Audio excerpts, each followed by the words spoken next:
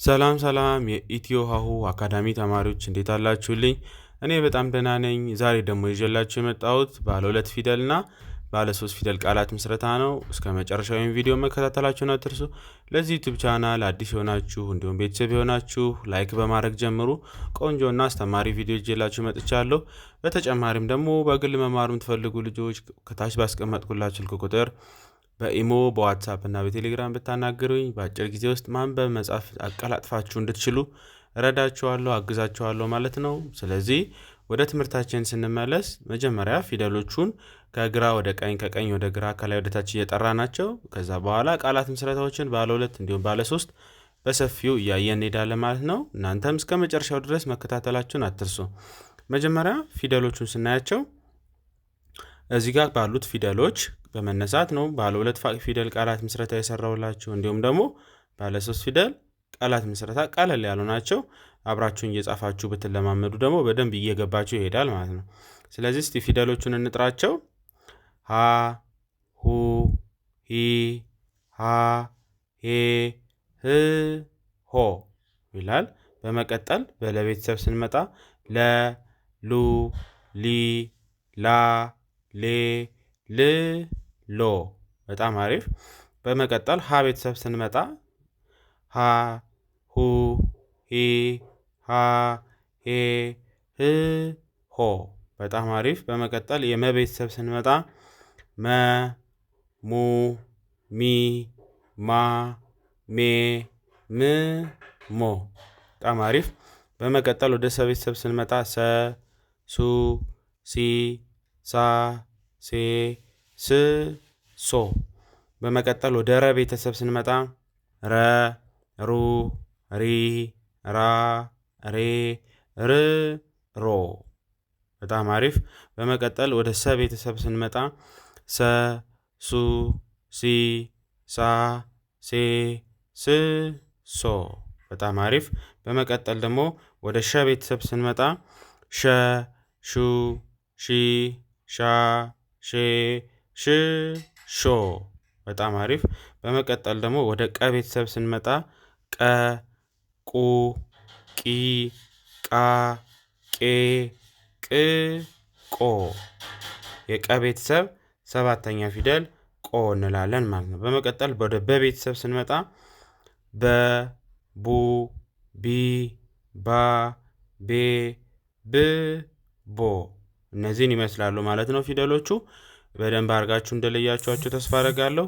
እናንተ ደግሞ በደንብ ፊደሎቹን ለማወቅ እና በደንብ ለመለየት ከፈለጋችሁ ምን አይነት መንገድ ትጠቀማላችሁ? ፊደሎቹን እንደዚሁ ከግራ ወደ ቀኝ ያነበብኩላችኋል። መጨረሻ ደግሞ ከመጨረሻው ወደዚህ መመለስ። ከመጨረሻው ሆ፣ ህ፣ ሄ፣ ሃ፣ ሂ፣ ሁ፣ ሃ እያላችሁ በደንብ ከተመለሳችሁ እርግጠኛውን የምነግራችሁ ነገር ፊደሉን በደንብ ለይታችሁታል ማለት ነው። ካላላችሁት ግን ፊደሉ አሁንም እያስቸገራችሁ ስለሆነ ወደ ኋላ ተመልሳችሁ እንደገና የሰራውላችሁ ቪዲዮ አለ፣ እሱን መከታተልና በደንብ መረዳት ያስፈልጋል። በተጨማሪ ደግሞ ሌላኛው መንገድ ደግሞ ምንድነው? ከላይ ወደ ታች ደግሞ መጥራት።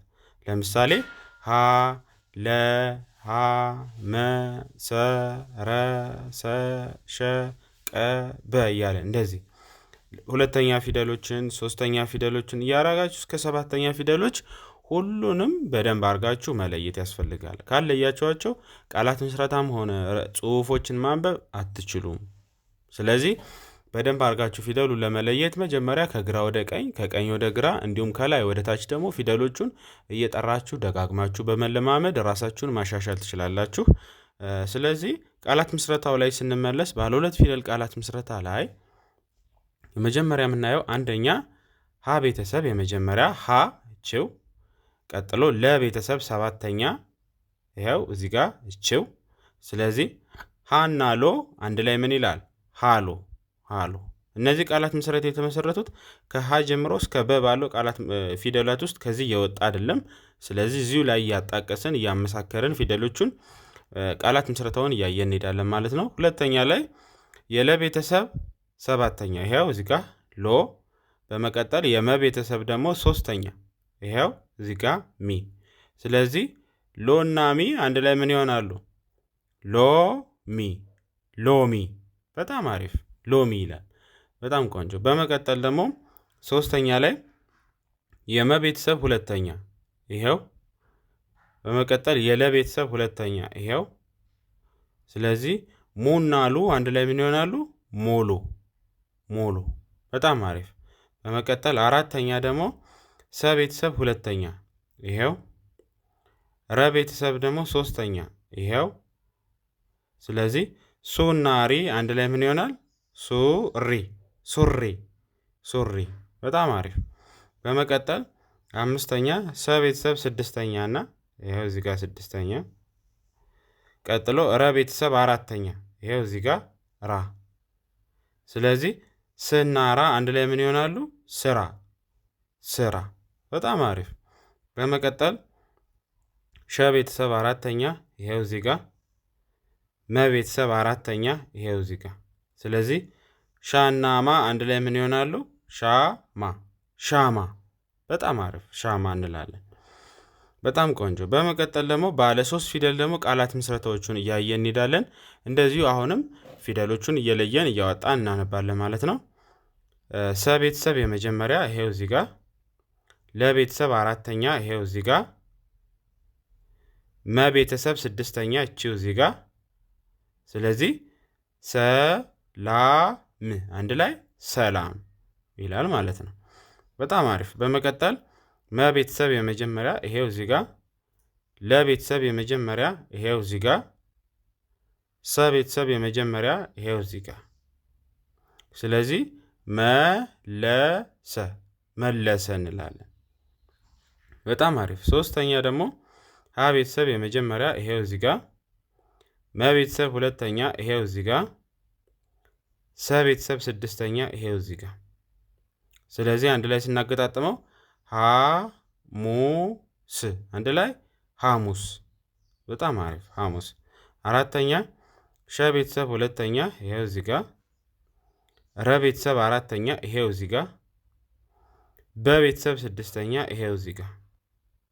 ስለዚህ ሹራብ አንድ ላይ ሹራብ ሹራብ ይላል። በጣም አሪፍ። አምስተኛ መ ቤተሰብ ስድስተኛ ይሄው እዚህ ጋር። ሰ ቤተሰብ ስድስተኛ ይሄው እዚህ ጋር። ረ ቤተሰብ ስድስተኛ ይሄው እዚህ ጋር። ስለዚህ ስናገጣጥመው ምስር አንድ ላይ ምስር ምስር። በጣም አሪፍ። በመቀጠል ቀ ቤተሰብ ስድስተኛ ላይ ያለው ቀ ቤተሰብ የመጀመሪያ ይሄው እዚህ ጋር። በ ቤተሰብ የመጀመሪያ ይሄው እዚህ ጋር። ለ ቤተሰብ ደግሞ አምስተኛ እቺው እዚህ ጋር። ስለዚህ አንድ ላይ ስናገጣጥመው ቀበሌ አንድ ላይ ቀበሌ ቀበሌ ይላል። በጣም አሪፍ። ስለዚህ በደንብ አድርጋችሁ እነዚህን ፊደሎች ቃላት ምስረታዎቹን እየጻፋችሁ ደጋግማችሁ በደንብ ለዩዋቸው። ለእናንተ ግልጽና አስተማሪ ነው ብዬ ያሰብኩት ቪዲዮ ስለሆነ እስከ መጨረሻው ድረስ አብራችሁኝ ስለተከታተላችሁ በጣም አመሰግናለሁ። በሌላ ደግሞ በቀጣይ በአዲስ ቪዲዮ ቆንጆና ለአስተማሪ ብዬ ማስበውን ቪዲዮ ይዤላችሁ እመጣለሁ። እስከዛው ሰላም ቆዩ።